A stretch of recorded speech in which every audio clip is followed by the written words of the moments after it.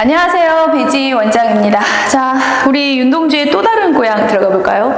윤동주는요, 제가 여러 번 얘기를 했습니다. 뭐라고 얘기했냐면 최다 빈출 기출 작가다. 가장 많은 작품을 기출해서 배출한 작가이기 때문에 어떤 표현을 쓰냐면 윤동주의 작품은 모두 다 하는 것이다.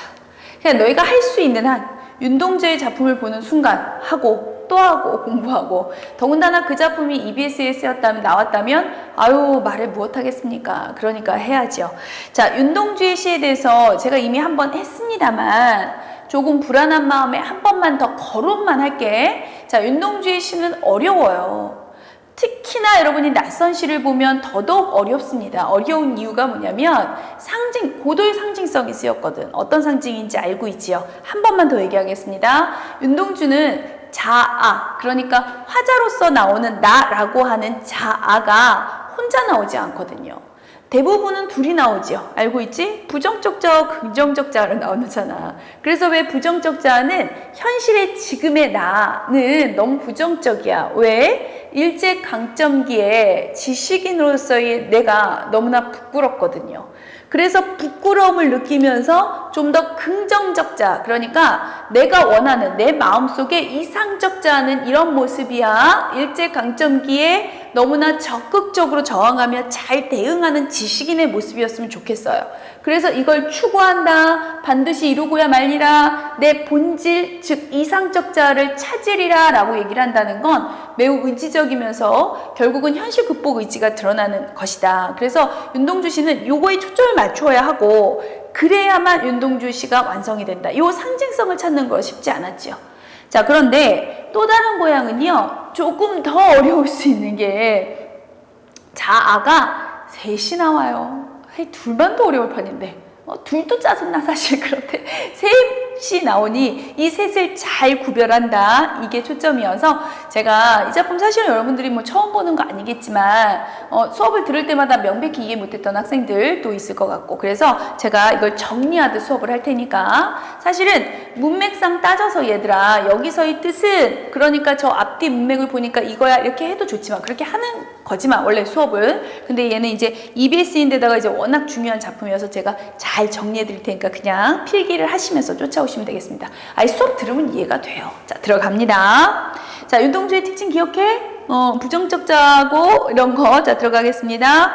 고향에 돌아온 날 밤에 내 백골이 따라와 한 방에 누웠어요. 즉, 고향에 돌아온 날 밤에 내 백골이 거길 따라왔네. 따라와서 나랑 같이, 내 백골이니까 나의 또 다른 자아겠지요.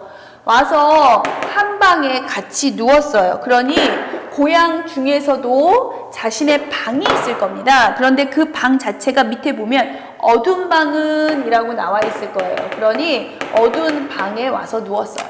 이미 사실은 이것으로부터 끝났어요. 뭐가 어두운 방, 그러니까 부정적 현실, 우리 보통 이렇게 얘기하잖아. 그러니 이 고향은 어두운 방이 있는 고향이니까 부정적일 수밖에 없죠.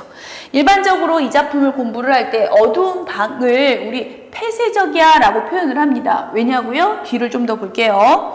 어두운 방은 그렇지만 뭐로 통해 있냐면 우주로 통해 있고요. 넓은 우주로 통해 있어요. 어차피 통해 있다는 거. 지금은 비록 어두워서 부정적 현실이지만, 자, 요거 한번 써볼까요? 지금은 비록 어두우니까 부정적인 현실이 맞지만 저기 멀리 우주로 통한다는 건, 방이라고 하는 건 뭔가 갇혀있는, 그래서 부정적으로 느껴지지만 저 멀리 확 트인 우주로 나갈 수 있다면 이런 것을 우리는 폐쇄적 공간이라고 일컬은다면, 반대인 이 개념은 뭔가 열려있는, 그러니까 열린 공간의 개념으로 볼 수 있다. 그렇다면 얘는 긍정으로 볼 것이고, 그 소리는 지금은 비록 폐쇄적이고 부정적 공간에 있지만 우주로 통하고 있다는 건 언젠가 우주로 향해 나갈 수도 있지 않겠느냐, 화자인 내가를 얘기하는 거고요. 그래서 하늘에선가 소리처럼 바람이 불어오죠.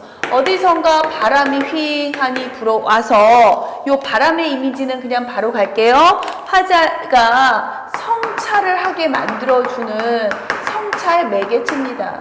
왜냐하면 우주에서 불어온 바람이거든요. 우주를 긍정으로 볼 거라면 긍정적인 곳에서 바람이 불어와서 나를 쭉 훅 일깨우는 거죠. 뭔가 폐쇄적이고 깜깜하고 어두운 곳에서 갇혀 있다면 바람의 이미지는 그것을 좀 환기시켜주는, 그러니까 일깨워주는, 그래서 생각을 하기 시작을 합니다. 뭘 생각하냐면 이렇게 어둠 속에서 곱게 풍화작용하는, 곱게, 그러니까 가만히. 자, 윤동주의 특징 아시죠? 윤동주의 특징은 자신이 부끄러워요. 왜냐하면 너무나 가만히 있거든. 항상 그런 얘기를 해. 적극적으로 나가서 진취적으로 총갈 들고 싸우지 못하는 그 자신, 자기 자신, 그저 현실에 순응하듯 가만히 있는 자신이 부끄러운 게 윤동주거든요. 그러니 곱게 풍화작용한다는 건 부정적 표현인 겁니다. 그저 가만히 주어진 상태 그대로 그냥 바람에 풍화되면 되는 대로 그렇게 있는 백골을 부정적 자아라고 한다면 그런 부정적 자아를 보니 눈물이 날 수밖에 없죠. 근데 우는 것이, 눈물 짓는 것이 내가 우는 것이냐, 백골이 우는 것이냐, 대체 아름다운 혼이 우는 것이냐, 누가 우는 건지는 모르겠어요. 단지 또 다른 자아, 아름다운 혼이 있네요. 그래서 지금 눈물 짓고 있는 게 이 부정적인, 곱게 그냥 풍화작용하고 있는 그대로의 현실을 받아들이면서 적극적이지 못한, 그러니까 굳이 쓰자면 부정적인 이 자아 때문에 부정적 자아 자체가 오는 건지, 아니면 그 자아 때문에 갈등하는 자아인 내가 속상해서 오는 것인지, 아니면 아름다운 혼, 아름다운이라고 했으니 긍정이라고 한다면 내가 정말 원하는 이상적인 자아가 부정적인 자아를 보면서 속상해서 오는 것인지는 모르겠어요.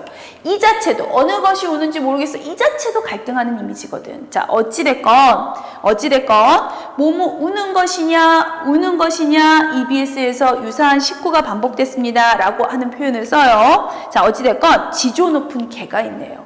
자, 지조 높은, 그냥 개 아니잖아 얘들아.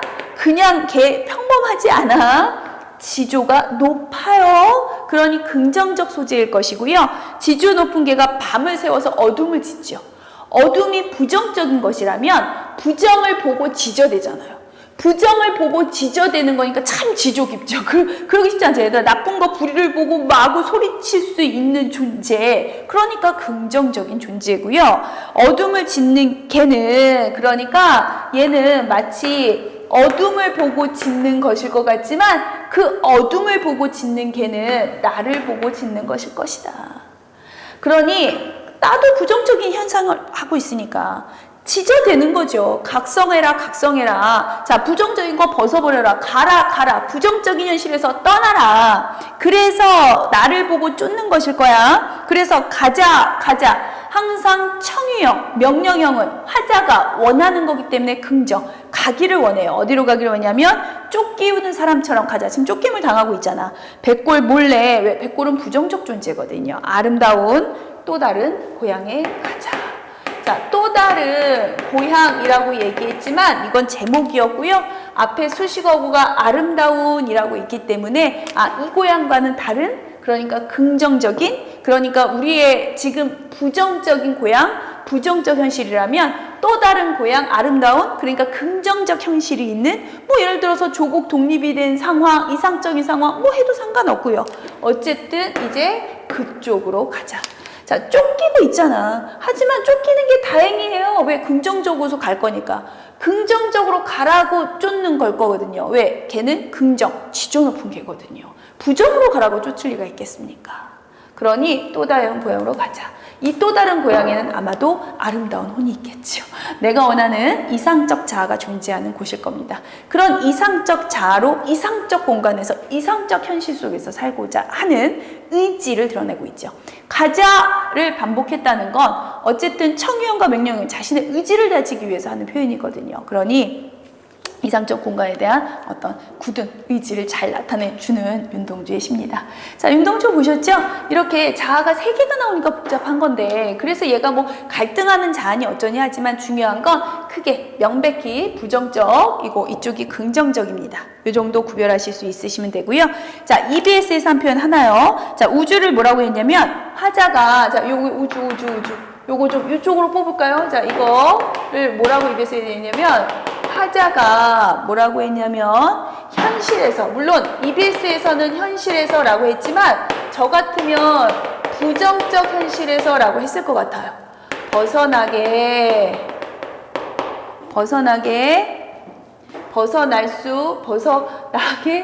할 수 있는 세계다. 왜? 긍정적 공간이잖아요. 통해 있잖아. 여기 통해 있잖아요. 그러니까 부정적 현실에서 벗어날 수 있는, 그렇게 하게 해주는 공간이구나. 저쪽으로만 벗어나면 되는 거잖아. 맞죠? 이렇게 들어가시면 되겠습니다. 자, 윤동주의 시는 어려워요. 어려우니까 그래서 내가 얘기하는 거야. 나올 때마다 다 하자. 왜냐면 나올 때마다 다 해야만 이런 내용이 그러니까 이게 이런 거야를 어느 정도 찾을 수 있거든요. 사실 서시도 여러분들이 잘 알고 있어서 그렇지 결코 쉬운 시가 아니에요. 굉장히 고도의 상징성이 있는 작품이잖아. 십자가라는 작품, 참회록 모두 다 그렇습니다. 윤동주가 결코 시를 만만하게 쓰지 않았어요. 난 항상 그걸 느껴, 윤동주 시를 보면서. 그래서 작품은 나올 때마다 그 무엇이 됐던 바로바로 해결하시면서 알아두시는 거 좋을 것 같고요. 오늘 이 시간에는 다른 거 생각하지 말고 윤동주의 또 다른 고향은 저런 거야. 이제 완벽히 알았어 라고 머릿속에 넣으시고 이 작품 마무리하시면 되겠습니다. 꼭 복습하시고요. 자, 여기서 이 작품도 마무리하고 다음 작품에서 뵙겠습니다. 수고 많으셨습니다.